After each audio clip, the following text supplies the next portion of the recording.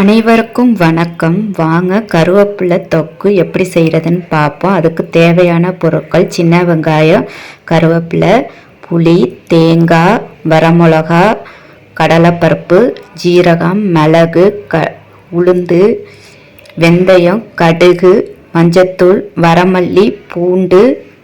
இதான் அதுக்குரிய தேவையான பொருட்கள். வாங்க இப்போ எப்படி செய்கிறதுன்னு பார்ப்போம். வாங்க இப்போ ஒரு கடாய் வச்சு எண்ணெய் ஊற்றிக்கலாம். எண்ணெய் காஞ்சதும் வரமல்லி, மிளகு, உளுந்து 2 ஸ்பூன், மிளகு 2 ஸ்பூன், ஜீரகம் 1 ஸ்பூன்,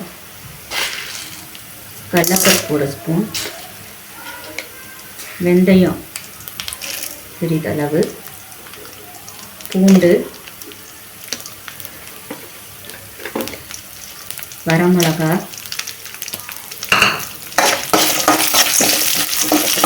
எல்லாத்தையும் சேர்த்து வதக்கிக்கணும்.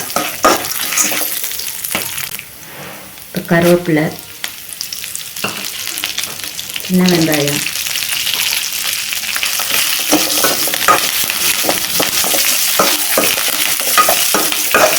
கருவேப்பிலை ரொம்ப வதங்கக்கூடாது, லைட்டாக வதங்கணும்.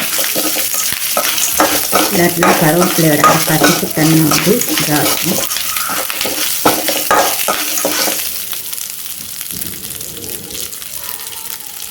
தேங்காய்,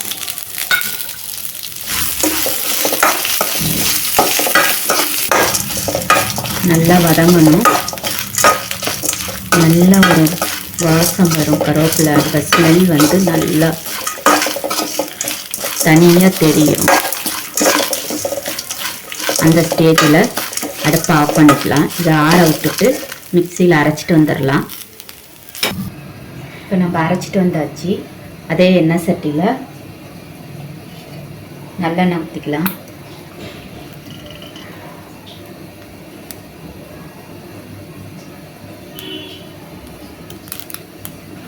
கொஞ்சமாக கடுகு, கொஞ்சமாக பெருங்காயத்தூள், கடுகு பொரிஞ்சோன்னே அரைச்சி வச்சு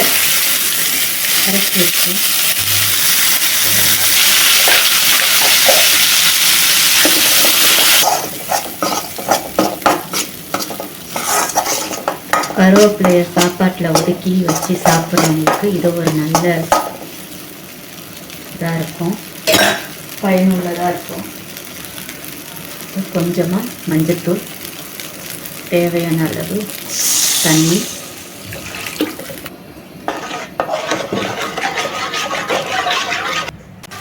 தேவையான அளவு உப்பு. நல்லா கொதிச்சு வரட்டும். இப்போ கொஞ்சமாக நம்ம புளி ஊற்றிக்கலாம்.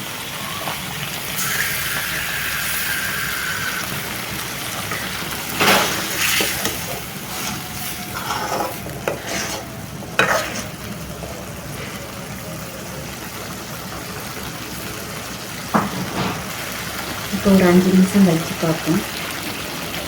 இப்போ கருவேப்பிலை கிரேவி ரெடி ஆயிடுச்சு. சூடான சுவையான கருவேப்பிலை கிரேவி ரெடி. இது சப்பாத்தி, சாப்பாடு, சாதத்துக்கூட பிசைஞ்சு சாப்பிடலாம். நல்லாயிருக்கும். ட்ரை பண்ணி பாருங்கள். எப்படி இருக்குன்னு கமெண்ட்டில் சொல்லுங்கள். தேங்க்யூ.